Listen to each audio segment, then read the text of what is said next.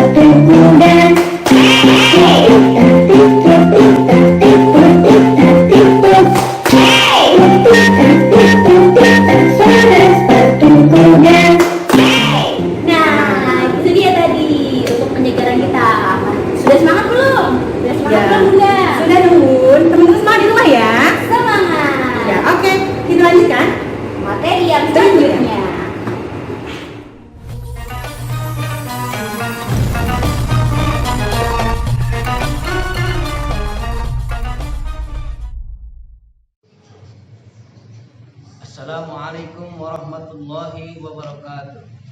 Bismillahirrahmanirrahim. Innal hamdalillah wassalatu wassalamu ala Rasulillah Muhammad ibn Abdullah wa ala alihi washabihi wa mawalah amma ba'd. Sahabat Nabi yang dirahmati Allah Subhanahu wa taala.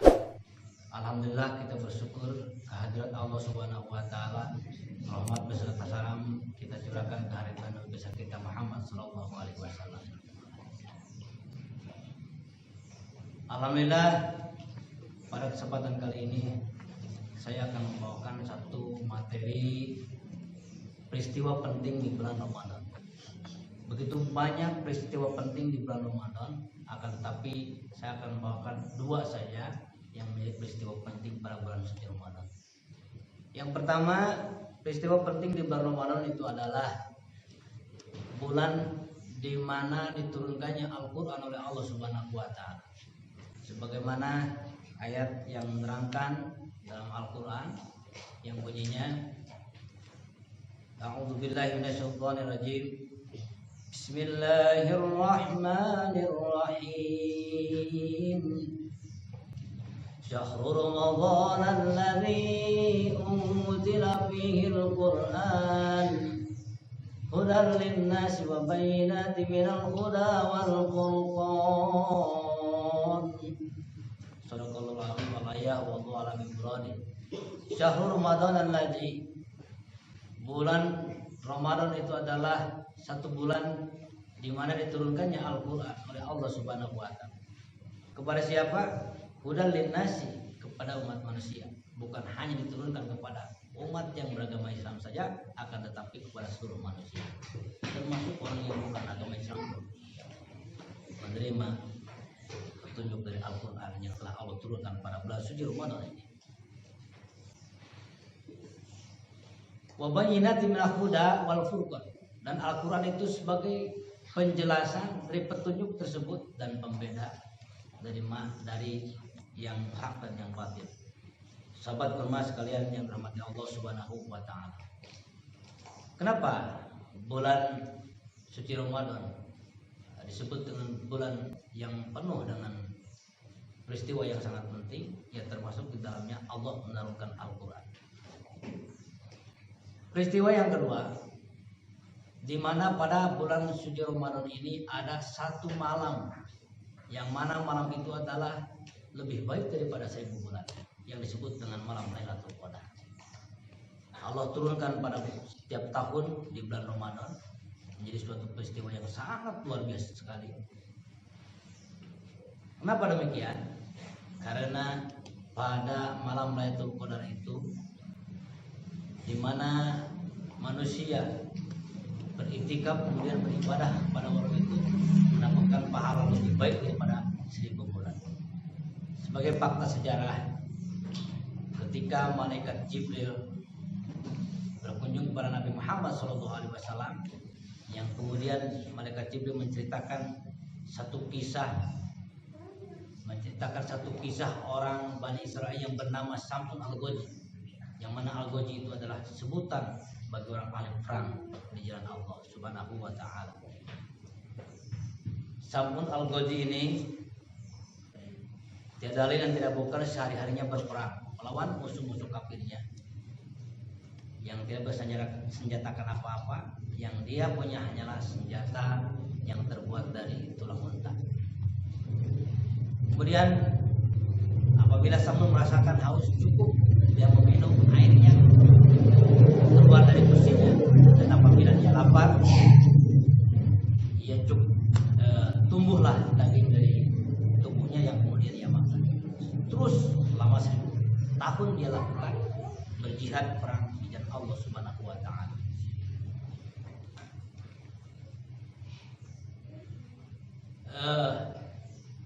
Sam'un yang begitu gagah berani sehingga para kafir-kafir yang menjadi musuhnya kewalahan dengan keperkasaannya Sam'un, yang akhirnya merujuk dan merayu kepada sang istri yang kafirohnya. Orang-orang kafir tersebut dengan memberikan tawaran beberapa hadiah kepadanya. Kemudian istrinya menjawab, "Aku kan seorang perempuan, mana mungkin bisa mengalahkan suamiku atau membunuh suamiku. Tenang saja, nanti aku akan bantu. Di mana pada hari yang pertama, tolong kamu ikatkan ikat yang begitu kuat. Di saat Sam'un sedang tidur, ikatkan kepada tangan dan kedua kakinya. Nanti akulah yang bertindak membunuhnya." Kemudian istrinya menerima aturan tersebut. Ketika malam, tali yang diberikan oleh yang menawarkan kepadanya diikatkan kepada kedua kaki dan kedua tangannya. Kemudian Sam'un bangun. "Siapa yang mengikatku?"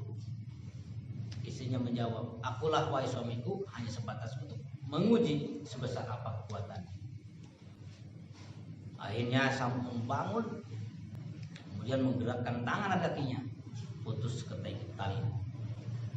Lalu istrinya menceritakan kepada kaum kafir yang menjadi musuhnya Sam'un kegagalan hari yang pertama mengikatkan tali yang begitu kuat. Namun ditawarkan kembali dengan tali rantai yang terbuat dari besi. Sama diperintahkan seperti malam yang pertama. Yang kemudian oleh istrinya diikatkan kepada kedua tangan dan kedua kakinya. Setelah itu Sam'un bangun. "Siapa yang mengikat tangan dan kaki ini?" Istrinya menjawab, "Akulah wahai suamiku, hanyalah untuk menguji sebesar apa kekuatan." Akhirnya Sam'un menggerakkan tangannya kembali dan kakinya, putus rantai yang terbuat dari besi. Lalu Sam'un berkata kepada istrinya, "Wahai istri, aku adalah seorang waliullah di antara sekian banyak wali-wali yang Allah pilih. Aku tidak akan terkalahkan dengan benda apapun di dunia ini, terkecuali dengan helai rambutku ini." Diperhatikan oleh istrinya perkataan Sam'un, yang kemudian pada malamnya rambut Sam'un dipotonglah 8 helai, yang kemudian 4 helai diikatkan kepada tangannya dan 4 helai lainnya diikatkan kepada kakinya. Setelah itu bangun, lalu Sam'un berkata, siapa yang mengikat tangan kakiku ini? Kata istrinya, akulah wahai suami. Akhirnya menggerakkan sabun, sama sekali ikatan tali yang diambil dari rambut itu tidak bisa terputuskan. Saat itu sabun tidak berdaya sama sekali. Gegas-gegaslah sang istrinya melaporkan kepada komplotan kaum kafir, yang kemudian segera mendatangi Samun, lalu Samun diseret, dibawa ke tempat pembantaian dan diikatkan pada satu tiang. Setelah diikatkan pada satu tiang, kemudian dimulailah Samun diiris-iris, dimulai dari dua telinganya, hidungnya, dua tangannya, kakinya, dan lain sebagainya. Yang akhirnya Samun sama sekali tidak berdaya. Akhirnya Allah mendatangkan wahyu kepada Samun, menawarkan kepada Samun, wahai Samun, apa yang kau pinta, aku akan berikan kepadamu. Ya Allah, hanyalah aku minta kepadamu diberikan kekuatan, akan aku robohkan ini tiang dan tempat pembantaian ini, akan kuhancurkan musuh-musuh. Akhirnya Samun diberi kekuatan oleh Allah Subhanahu wa Ta'ala dalam keadaan posisi yang sudah teriris, memiliki kekuatan yang sangat luar biasa, digerakkan seluruh tubuhnya. Akhirnya tiangnya pun hancur dan atapnya pada roboh, semuanya tertimpa dengan puing-puing reruntuhan dari bangunan tempat di mana Samun tidak berdayakan, termasuk istrinya. Hanyalah Samun yang diselamatkan oleh Allah Subhanahu wa Ta'ala. Yang selanjutnya Samun berjuang kembali, berperang, membawa senjata, menghabiskan waktunya selama 1000 tahun, yang mana siang harinya di siang harinya adalah berpuasa, kemudian di malam harinya dipakai sholat, membawa senjata untuk berjuang kembali di jalan Allah Subhanahu wa Ta'ala. Itulah sebagai petanda bahwa 1000 bulan bahwa buat umatnya Nabi Muhammad SAW melaksanakan ibadah pada malam Lailatul Qadar itu lebih baik daripada melaksanakan ibadah selama 1 bulan pada zaman Bani Israil yang digambarkan sebagai sejarah fakta oleh Samun Al-Qurdi. Sekian yang bisa saya sampaikan kaitan dengan pembahasan peristiwa penting pada bulan suci Ramadan. Kurang lebihnya mohon maaf dan maklum. Bapak akhiri, bila taufiq wal hidayah, wa'afu minkum. Wassalamualaikum warahmatullahi wabarakatuh. Ya Rabbana tarafna bi annana tarafna